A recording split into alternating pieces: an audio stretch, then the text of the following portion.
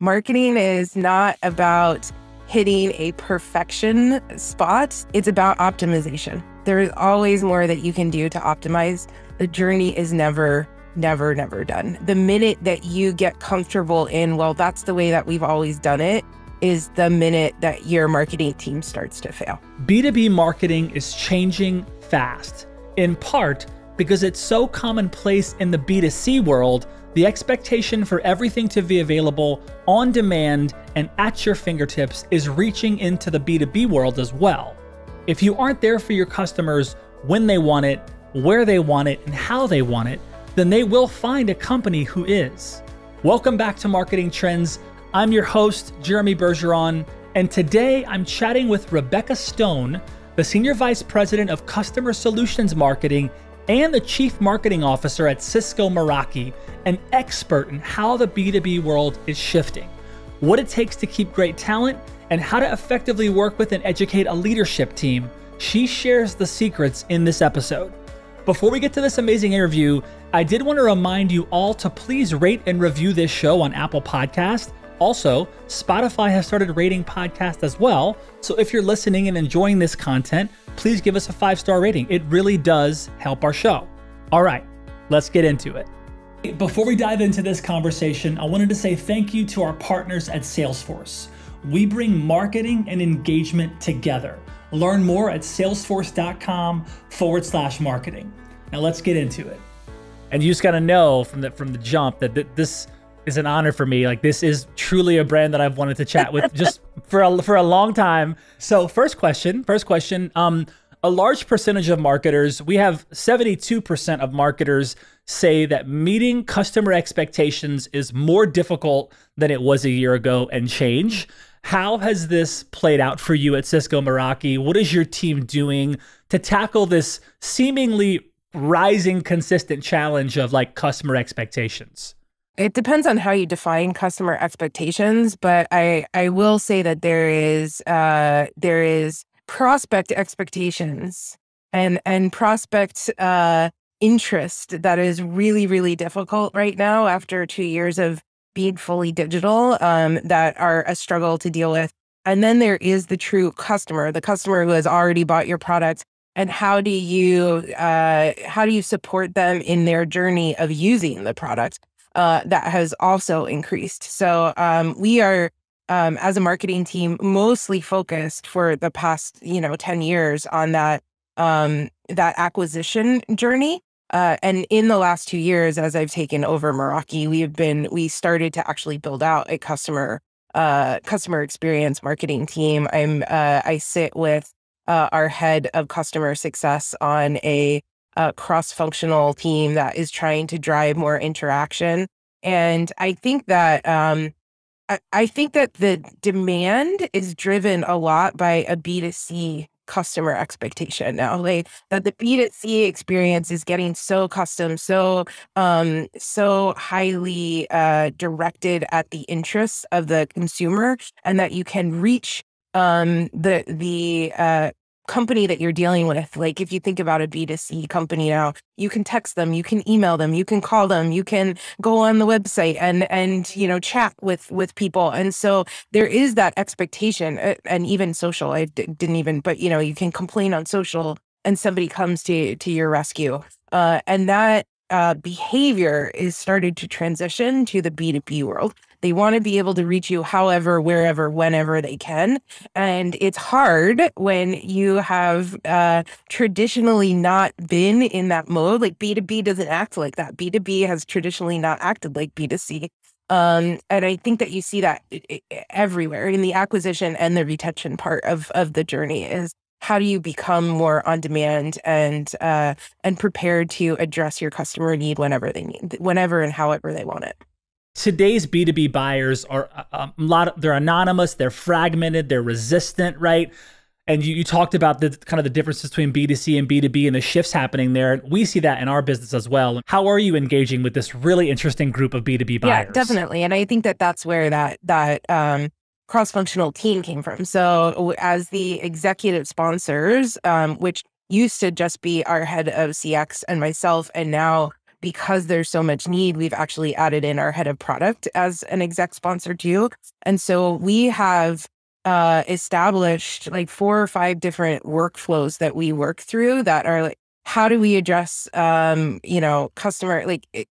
complaints that come through like our MPS surveys and things like that, and how are we actually giving them an opportunity to give us the voice about the things that they are might be upset about is one. How do we better inform our campaign, our marketing outreach based on product data and how our customers are using our product?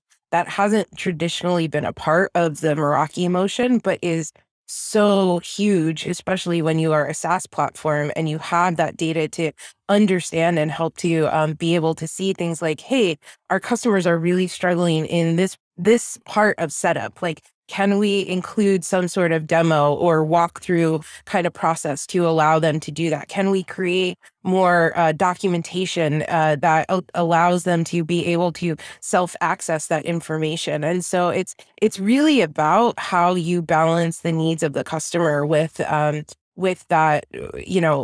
with that simplification, I guess, of the process for them. And that's what I love about that CX squad, is what we call ourselves, is that we have really clear goals, and we've made so much progress over the last probably 18 months to 2 years of just deciding what our top priorities are, really going after that, hitting it, and then taking whatever that is that we accomplished, and then deciding on what the next thing is going to be to build on top of that. So like I said, anything from those training journeys to welcome emails to NPS response rates to the list goes on and on. It's been really awesome to be a part of it. Wow, that's great. What has become the most valuable metric for you and your team in this kind of new era? I believe that it's about the customer journey. There's been a lot of focus on getting the names in and the MQLs, and those were the 2 metrics. I believe that we have to understand how our customers are working all the way through the process, and not just to close one business, but then again, like that comes into what is the customer journey after the closed one business, and that our responsibility is to address every step of the program, of the process, to make it as easy as anybody wants to be able to interact with us. It's much less about that outbound reach and more about being wherever the customer is, whenever they want you to be there, so that you can react in real time to the conversation that they're ready to have in whatever way they're ready to have it, whether that's with an actual salesperson or downloading some documentation, or working with your customer success people, or playing with a demo, and however they come to you, from whatever channel they come to you from. Earlier today, we spoke with a gentleman named Rami, who is a VP over at Emi Mobile. But it's interesting to hear the shifts of just what you're describing. He talked about how consumers they want this asynchronous experience across all these channels, and there's a huge opportunity there. That omni-channel journey, again, like coming from my previous company, which was LiveRamp, which was really involved in that digital journey for those really big B2C companies that are best in class at doing this. It changed the way that I think about how we need to be in places for our customers. That I do think that there is a lot that the B2B world can learn from B2C, in terms of that be anywhere at any time, because it's not about you, it's about what the customer wants. What's something wise your mentors taught you about marketing leadership? Probably that your job is never done.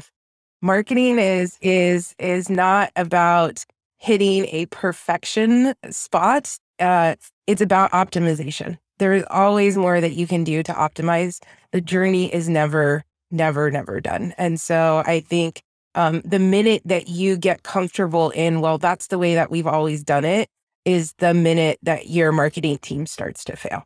Please tell our audience about a product or a company that you think is really well marketed. It's probably cliche, but I really love the way that Tesla started to market. And they really flipped car buying on its head, and they modernized it in such a way that it just became a no-brainer. That if you think about the fact that how you interact with their website is so vastly different than how you interact with a traditional car website. The fact that their stores started off in malls rather than in a traditional car lot. I now see, living in Marin, there is Tesla lots now, but there are also the Tesla stores. And so I love how they took something that you thought was just always going to be a certain way and completely transformed it and modernized it. I think would be one that's completely out of the way. And then I think the second one, which is going to sound dumb, but especially over the last 2 years, because I've had nothing else to really get excited about, is makeup. And Sephora is a phenomenal brand that allows you to do so many different things in so many different ways. Their website and their app and their buying has really transformed even over the last 2 years. And so I love Sephora too. Two great brands. That's awesome. Yep. So just curious about your path of like, you into the marketing world, you see this, I mean, it's a huge ocean of areas and where you can go and specialize, and you've found your way into leadership. And what was that transition like for you? What made you say, okay, this is the path, I'm going towards CMO? I would say, and my parents and everybody who knew me when I was a kid knew that I was going to be a leader. I was always we're not supposed to say bossy, but I was definitely a bossy kid. When I was growing up, I loved to be the one who was directing the situation, whatever the situation was. And it also came really naturally to me, which I didn't appreciate until I saw that it wasn't a natural thing for everybody, that I naturally have people follow me. It just comes innately to me what I need to do in order to build trust with people, which is a great leadership skill. How you present yourself has always, just that piece of it has come naturally to me. So I've always known when I was first getting into marketing, which I knew I wanted to be in marketing. Probably when I was about 28, I set out that by the time I was 40, I wanted to be a CMO. I knew, Wow. and I was an individual contributor at the time. I was managing a lot of I was at a startup, so I was managing a lot of agencies, but not a lot of people. But that by the time I was 40, I knew I wanted to be a CMO. And so a lot of it was committing to try and find the right opportunities where I could be a leader, making sure that everybody who was those champions for me and who were supporting me and who were my mentors knew. And I think the biggest step change, I guess, in that leadership path was when one of my leaders suggested that I get an executive coach who really helped me to understand. I think the leap from individual contributor to frontline manager is an easier one than from managing ICs to managing managers. Managing managers is a really hard leap, and having an executive coach to help me manage through that and recognize that managing managers didn't mean that you were responsible for the org that was reporting into you, but actually responsible for the business and driving across teams was one of the biggest hurdles that I had to go through. I love that. And clearly that's a hurdle that you learned to jump over. I'm just curious, how are you able to align so well with other stakeholders? Because clearly, if anyone looks at Meraki, they continue to crush life. If they're just doing great as a brand and they haven't slowed down. And that's a testament to a lot of things, but leadership and the trust and connection that's there, it's real. And I know that because my friend works there and I'm like, wow, there's something magic. So how are you able to navigate that? Yeah, I think, again, I would put a lot of that into having an amazing executive coach who helped me manage through some of my personal challenges with that. When I first came into leadership, one of the things that I struggled with was I saw the world in this really black and white way. Like, I had a great idea and you were either with me or against me. And if you were against me, you were my enemy and I had to fight you. and that is not actually how the world works. And I wish that more people went through exec training and maybe saw that there is a lot of gray space, and winning and being successful at managing and leading is not about being right or wrong. It's about actually trying to find the right balance between how far you want to go and the other person or people's needs in the business, and trying to find a middle ground where you can all come together and say, yeah, that might be not all the way 100% to what I believed was the right thing, but it gets me 80% of the way there, and that's progress. And then, like that other 20% will come the next time we have to address this. And so being able to be comfortable with taking a step rather than completing the journey is a really important thing. I think the second thing that I will call out is most of the organizations that I walk into, the relationship between marketing, product, and sales is broken. And marketing is seen as order takers, and that product knows the product, and that marketing is just supposed to regurgitate what product tells them into the market and expects the market to be excited about that. And that sales kind of does the same thing. Like, hey, sales knows what the product or what the customer needs. And so you just do what I tell you and regurgitate what I tell you into the market, and that's going to do it. And actually, you serve a strategic purpose as a marketer in trying to navigate between the needs of the product, the needs of sales, and really the true needs of the customer. And so it's your responsibility to be the voice of the customer, bring that back into the product organization, help to navigate that with the sales team, and that you're all working on you see different views of that, different views of the customer from each of those three different positions. And marketing is the one that can help to bring all of those together, in my opinion. What's the marketing team's relationship with failure there under your helm? Yeah, I mean, I am comfortable with failure. I think failure is the thing that from which you learn.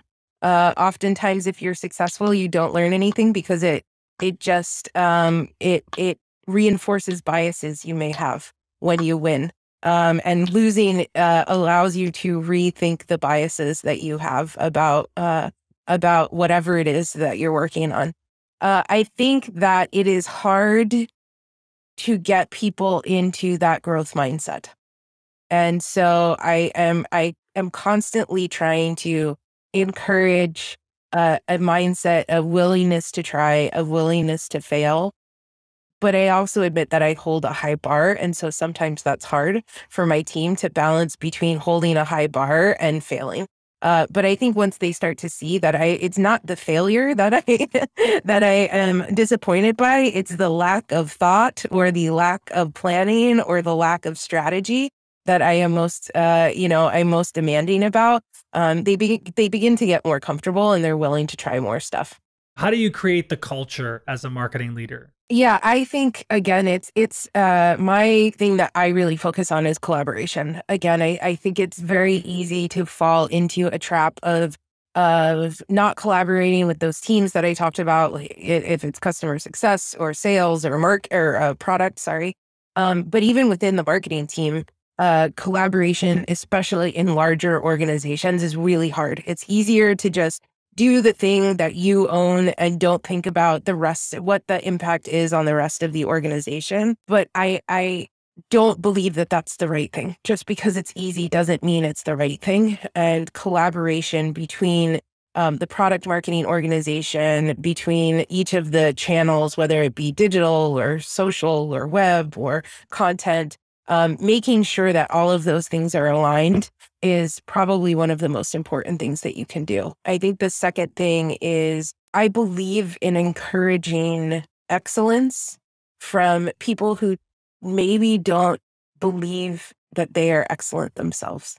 And what I mean by that is I so oftentimes see, particularly women, but men and women who are not confident, who have all of the skills and the thought process and the raw stuff that's there to make them great leaders, to make them great marketers there. And the thing that they're lacking more than anything is self-confidence. And so I really try to build a culture where we're encouraging of people who demonstrate the raw talent and just need a little boost in that confidence. Well, and it looks like there's a lot of people that stay there as well, right? I mean, that's a testament to the culture there. Meraki has been just I've loved my time at Meraki for sure because of that. It is an extremely supportive environment, and it's just been a great place to work. What do you consider one of the biggest challenges for a CMO or marketing leader these days? It is definitely the demands on time, and that you have to be in so many places. Going back to the earlier part of our conversation about having, if you really want to be great at marketing, you have to think about being everywhere that your customer is, and not just delivering a adequate experience there. It has to be really good. It has to stand out from your competitors and from the average that they're receiving. And so it's a lot of different things that you have to be thinking about at all times, and how, again, to go back to that optimization component. I think the second thing that I think has been a really new challenge over the last year has been that I do think that the Great Resignation is real, and helping employees who are earlier, particularly where I see it is earlier in career employees, is um, that patience might pay off, and sticking with the company, even though things aren't happening as quickly as you might want them to, might long term be best for you. That being said, I was that person at one point, and so I understand that sometimes you do what you can to get the opportunities that you can, and to make sure that you are having that work-life balance. So I think, like, trying to balance those two things is really challenging. That makes sense. Tell us about a success that you are particularly proud of in your career to date. Yeah, I think so prior to Meraki, and I will say, I point out one of the successes that I am most proud of at Meraki is we took a team that wasn't functioning, and I didn't think that it was going to be 2 years. I thought it was going to be longer than that, but we really have built a team that is much more functioning as a kind of top level operating mode now, and so I am excited about that. But um, I think the 6 years that I spent at LiveRamp, which was the previous role that I had, is also something that I'm really proud about. When I joined LiveRamp, it was a 40-person startup, and we were acquired.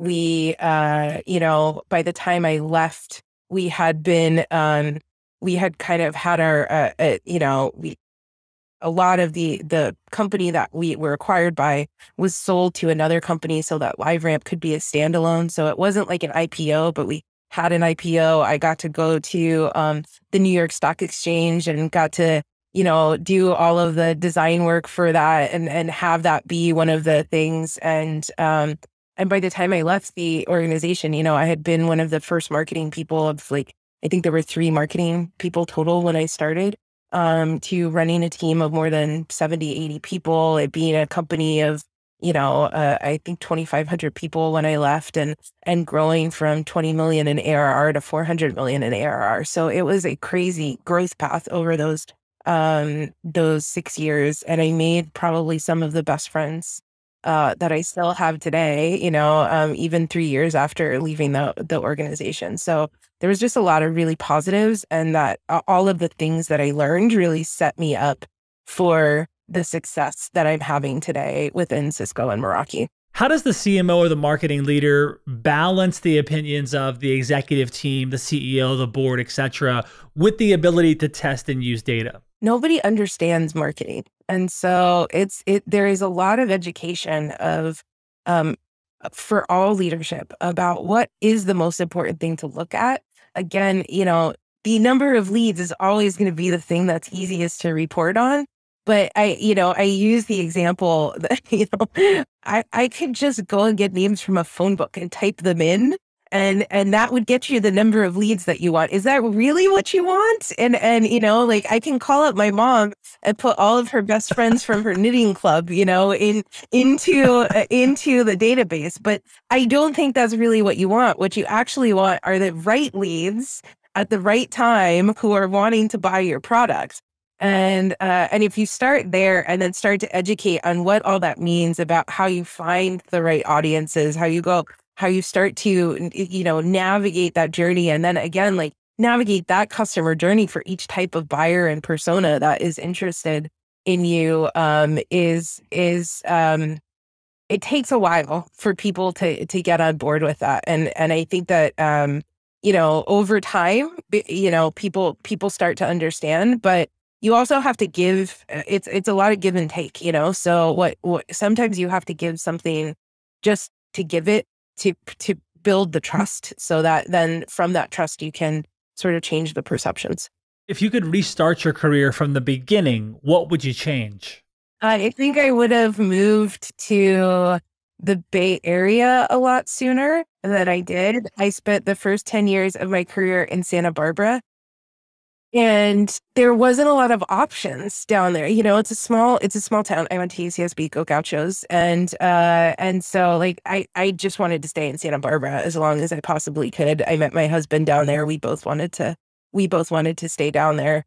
But I think the journey, the path that I took once I moved up here, things moved so much faster. I learned so much more about what cutting edge marketing was. And, it was a lot of that demand gen, that was taking off when I moved up here. It was just, I wish I would have moved sooner and been more exposed to some of the stuff that was happening in the Bay Area. And maybe that would have been any big city. I could have done that, rather than work in a small town and move to a big city. I think maybe take out Bay Area and put in New York or LA or Denver or whatever. You did talk about the Great Resignation, and companies are now benefiting from this historic talent transition, and now they have to retain it. How are you tackling this in 2022 and beyond? Yeah, it is. I don't have a great answer to that, to be honest. I wish that I did. I think I believe that it is the same as it's always been. What people stay for are three. I had a boss who told me this. People stay for three things. They stay because they love the people that they work with, they have growth opportunities, and they get paid enough. And if three of those things are there, all three of those things are there, you should stay there for as long as humanly possible. If two of those things are there, then you should be like, hey, like, I'll stay here as long as I'm benefiting, but I might have a door out. And if you're only getting one of those things, if you like the people, you're getting paid well, or you are actually learning and growing, you should probably look for another place that fits all three of those things. And so, and I still believe that. I believe that to the core, and that is, I think, what's so important about how you build a culture. I think the hardest thing is that you don't have culture when you're all on camera all the time. Like, some of those core basic things about liking the people you work with is a lot harder when you're just interacting on computers and you don't have that in-person ability to feel a little bit safer and say things, that are kind of off the cuff, and you can say them in an environment that, might not be recorded or feels more personal. Sure. And so you have to work a lot harder on the other two things. You have to make sure that the growth opportunities are there, that you are communicating them frequently, and you're helping to people understand how invested you are in their growth. And then you have to, obviously there's a ton of competition from a pay perspective right now too. And so you have to be competitive there. Sometimes that's something you as a team leader can't control, though. That has to do with the business. And then you have to lean more heavily into, how do I build a culture virtually? For us, at least, we're still pretty virtual, and then you can start to build back once everybody starts to go back in the office. But it doesn't seem like people want to go. We've been open. Our offices have been open for a month, and I go in there every week, and there's not that tipping point of, oh, I have to be in the office because there's so many people here and I want to be here. It's not there yet. So.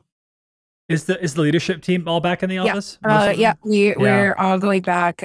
Each of the teams is transitioning back over the course of through April. By mid-April, everybody can come back often. Nice. Cisco is encouraging fully remote hybrid. You don't have to have any days in the office if you don't want to. My team has actually transitioned to from being almost completely in the Bay Area to being over 50% in remote locations all across the country and the world. So again, it just means you have to work harder to really feel like you're building a culture and that you are providing the opportunities for growth that individuals need. When it comes to hiring and your team, what values are most important to you as a leader? I love people who are really committed to doing their best work. And that doesn't mean that everybody's best work looks the same, but that people are committed to growing and learning and changing. It's that growth mindset that I talked about, that I really value and think is so important. That I want people who challenge themselves and challenge each other to think differently, to think better, to think beyond the possibilities of what they think is possible. Because having people achieve what they think is not possible, the satisfaction that you see from those individuals is just so amazing that I love people who get satisfaction from that. Let's get into the lightning round real quick. Marketing Trends Podcast is brought to you by Salesforce. Salesforce brings marketing and engagement together. If you want to learn more, head over to salesforce.com/marketing. We've got Rebecca Stone in the house. Rebecca, first question, lightning round, texting or talking? Texting. What's one thing that you love and appreciate about yourself? Ooh, I've grown comfortable in my skin. I love that answer. What's your favorite day of the week? Saturday. Okay. Favorite city in the U.S. besides the one you live in? New York. Would you rather be able to speak every language in the world or be able to talk to animals? Speak every language in the world. Okay. Favorite holiday? Ooh, Christmas. Christmas. Same. Scale of 1 to 10, how good of a driver are you? 5. Please fill in the blank. Something wise my elders taught me was. I think so. My dad has this saying of everything is hard until it's easy. Would you rather choose invisibility or super strength? Invisibility. Okay. Is it wrong for a vegetarian to eat animal crackers? No. If you weren't in marketing leadership, balling out of control like you are now, what would you be doing? I would love to take, again, I talked earlier about executive coaching. I would love to be an executive coach, take what I've learned and help others. I love that. What's your least favorite marketing buzzword? There's so many of them. Probably ABM, account-based marketing. Okay. Boy, that one comes up a lot these days, so that's a good one. What would you go back and whisper in the ear of your younger self about being a marketing leader? It's not as easy as you think it's going to be. Oh, that's great. Oh, I love it. But do it anyway. Keep going. Yeah, that's great. Okay, that's awesome. This has been exceptional, Rebecca. Thank you so much for being here. You definitely did not disappoint, and we loved having you on the show. Awesome. Thank you. I'm glad to be here. Thanks again to Salesforce for making this show possible. To learn more, head over to salesforce.com/marketing.